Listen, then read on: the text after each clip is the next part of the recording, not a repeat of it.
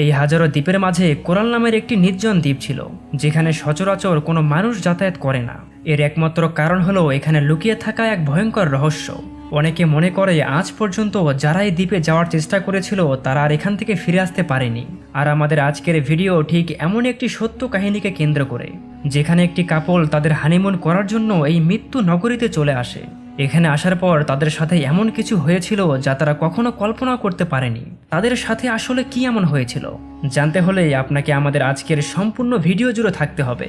গল্পের শুরুতেই আমরা বেথ এবং হ্যারি নামের দুইজন কাপলকে দেখতে পারি। তারা দুইজন কয়েকদিন হয় নতুন বিয়ে করেছে। তাদের পরিকল্পনা ছিল হানিমুন করার জন্য কোনো এক নির্জন আইল্যান্ডে যাওয়ার।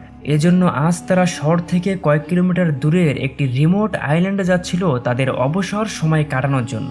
এখন আপনার মনে হতে পারে রিমোট জিনিসটা কি? আসলে এক কথায় যদি বলি তাহলে রিমোট বলতে বোঝায় কোনো এক নির্জন জায়গা,